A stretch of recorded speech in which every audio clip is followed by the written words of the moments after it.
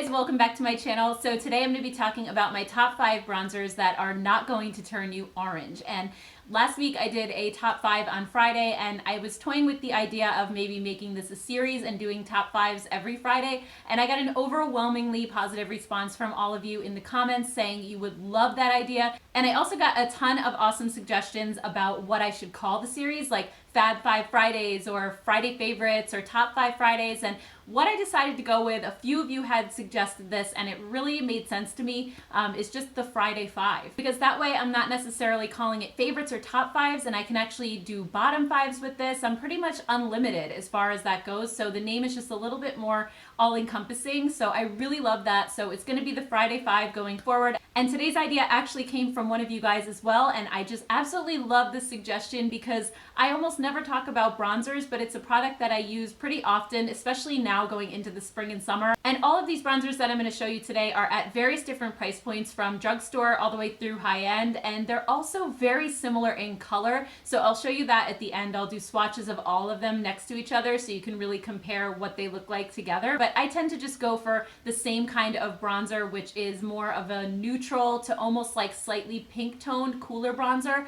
because anything that's warm or golden just doesn't really look right with my skin tone since I have cooler pink undertones. And when I naturally get tan in the sun, my skin turns like more of a neutral brown with maybe like a hint of pink to it. So those are the colors that I tend to go for, and I really have a hard time finding them usually because most bronzers are very warm and very orange. So I have narrowed it down to these 5, like I said, so I'll just go ahead and jump right in. The first one is the Marc Jacobs Omega bronzer in the shade Tantastic. And this one is definitely more of a rosy bronze. It's really, really beautiful on fairer to light skin tones, but I would say anybody up to probably medium could use this one as a bronzer. And what I love about this is how huge it is, because I use this as a body bronzer. And originally, when this came out, it was so expensive. It's $49, so it's the most expensive one that I'm going to show you. You do get a lot of product in it. It's 0.8 ounces, so it's almost a full ounce of powder in here, which is a lot, and it's going to last you a really long time. But when I first saw it, I said, there's no way I'm paying $50 for a bronzer. That's insane. But then it came out again the following summer and they made it permanent, and I just decided to pick it up because I just love this color so much. It's like the perfect color. And not only that, I have had so many mishaps with self-tanner that I just have given up. I've totally given up on self-tanner because no matter how much I exfoliate my skin, it just comes out streaky and blotchy, especially around those areas that are really dry, like my knees, my ankles, my hands. It just doesn't work. So I've pretty much given up on self-tanner. And then also I've tried some of those liquid bronzers that are temporary that wash up at the end of the night, but I have the same problem with my really dry areas grabbing too much product and then it looks dark. And then it ends up making me look like I have dirt smeared on my legs or something. So what I did last summer and what I really loved is I used this bronzer with a giant fluffy brush like this, and I just dip it in and go over any area that's gonna be showing skin. So if it's the summertime and I'm wearing a tank top and shorts, I'll just use this and go up and down my arms. It's a little bit kind of time consuming, but it just adds a really beautiful natural glow to my skin, just so I don't look super pasty white. Like, I'm not going for a really deep dark tan look. I really just want to warm up my skin a little bit, and this is perfect for that. The powder just glides over any area that's dry, and I can just use a little bit less in those spots, and it really, unlike a liquid, it's not sinking right in and staining the skin. The only thing I would recommend though is if you use a body lotion after your shower, wait until you are completely dry before you do this. Otherwise, it's gonna look a little bit like muddy and streaky. So definitely do it on really dry skin, but I think it works beautifully and looks way more natural than liquid products. So that is my main use for this. I will use it on my face if I use it all over my body because I just want the color to be the same. But when it comes to my face, I'll just do a really quick tutorial. I didn't really intend to do this, but I just want to show you what I do, because a lot of YouTubers I see contour with bronzer. Like, they'll go in here and they'll put it like under their cheekbone, but I kind of just do it the traditional way, which I learned from like reading beauty magazines or watching makeup artists on YouTube. What they do normally is just go into the bronzer, tap off the excess. You only want to use a little bit, And I hold the brush way back here, so I'm not putting a ton of pressure and really don't want to deposit a lot of color. I just want it to be incredibly subtle. And when you have fair to light skin, that's super important. Otherwise, it'll get really muddy looking. And I just go up along the hairline like this, and then I go on top of my cheekbone, basically the high points of the face where the sun would naturally hit you. So I do here, and then cheekbone, and then kind of down along my jaw a little bit, and then down the bridge of my nose right here. And it just gives a little bit of a sun-kissed look, and I blend it like crazy. You cannot blend bronzer too much because you really don't want it to look obvious or look like your cheeks are dirty. And by the way, this brush is amazing. This is the powder bronzer brush from Milani. It's really affordable, and it distributes the color beautifully, so I absolutely love this one. Definitely recommend that. And then moving on to the next bronzer, I guess I'm just gonna go in order of price. So that one was the most expensive. This is the next expensive. This is the Bare Minerals Invisible Bronze in the shade Fair to Light, and this one is $28, but it's actually gonna be a hot buy during the Ulta 21 Days of Beauty. So if you're in the US and you have access to Ulta, this will be on sale starting this coming Sunday, March 17th. So it's going to be $19 instead of $28. It's going to be a really good deal. And what I love about this one is it's a baked formula. So it's just effortless to blend across the skin. And if you have more mature skin especially, this one just kind of floats on top of lines and wrinkles. It doesn't settle into pores. It's a very similar formula to the Hourglass Ambient powders, if you've ever tried those, just how soft it is, and it just kind of diffuses everything. The one downside to this though is that it has these what they call light reflective pearls, but to me it just looks like shimmer. When you go out in the sunlight, you can tend to look really shimmery if you wear this. So I usually put this one on if we're going out somewhere at night, or I'm going to be indoors where the sun isn't going to be hitting my face. It gives a beautiful, soft, almost like airbrushed, diffused glow to your skin. It's so beautiful. So the shimmer in the formula does a great job at just giving you a beautiful glow, and you don't notice it in indoor lighting, but the second you go out in the sun, you will look a little bit shimmery if you're wearing this. So during the day, I tend to stick towards more matte bronzers.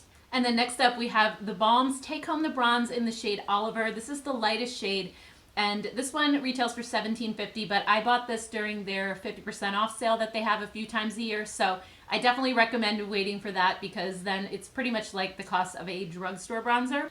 This one is, again, just the perfect neutral brown, and they specifically formulated these not to be orange. So just looking at it in the pan, it doesn't have like that pinkiness to it like the Marc Jacobs one does.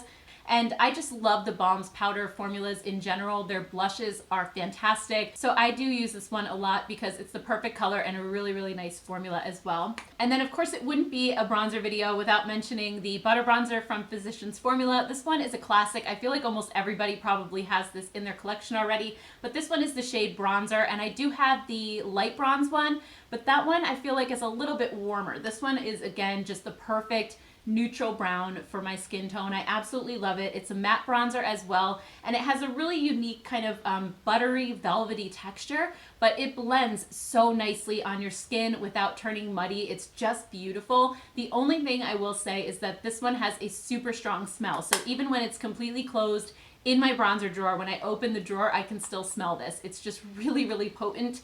But all of the ones that I showed you today, with the exception of the one from the Balm, they all have a little bit of a coconut scent to them. So if you want something completely unscented, go with the one from the Balm. Everything else, you're gonna have to deal with a little bit of scent, but this is the only one that I apply that I still smell it a little while later. Everything else, pretty much once I'm done applying it, I can't smell it anymore. So it's just more like during application. So this one is really beautiful, but let me just show you some swatches of this plus the lighter one so that you can see the differences, because even though the lighter one is lighter, and you would think that, you know, a more fair skin tone would probably get away with that one, I just feel like the color is a little bit wrong for me. But if you do have more of a golden undertone with fair to light skin, the light one might be better for you than this one. And then last but not least, we have the Milani Silky Matte Bronzers. These are brand new. They just came out a few months ago, and these are my favorite. These are so amazing. I'm actually wearing shade number 2 on my face today. This one is like the perfect cool tone bronzer. Like, look at just how perfect this color is. I am just reaching for this one non-stop lately. This is definitely my number 1 choice out of all of them, even though they're all amazing.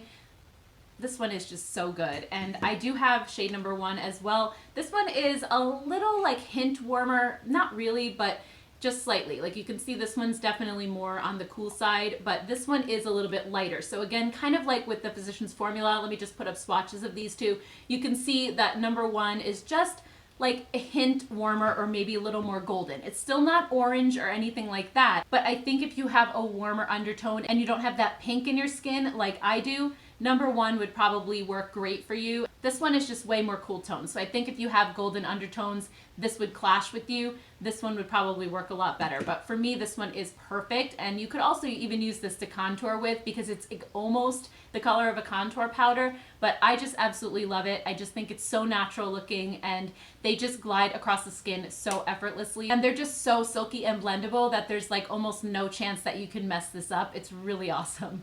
All right, so now I'm gonna go ahead and just show you swatches of all of them side by side so that you can see what they look like. And like I said, I think these are really, really extremely close to each other in color. Some of them are even dupes for each other. So if you don't wanna spend the money on one, you can definitely go with the other. But also just keep in mind that the Bare Minerals one is the only one that does contain a little bit of shimmer. Everything else is completely matte. So I definitely recommend a matte bronzer if you're going to be going out in the sunlight and you don't want to see that shimmer on your skin. But like I said before, I think this Bare Minerals one is beautiful on your skin if you're going to be indoors or if you're going somewhere at night. I think it just gives such a flawless look. So I really do love this one and enjoy it for that. But the rest of them, I tend to wear more during the day. So anyway, guys, those are my favorite bronzers for more fair to light skin tones that won't turn you orange. If you like this video, please don't forget to hit the thumbs up button. And also, I would love to hear from you guys in the comments below. What are your favorite bronzers? Have you tried any of these? What do you think of them? Always love to hear your thoughts and chat with you guys. Thank you so much for watching, and I'll see you in my next video. Bye.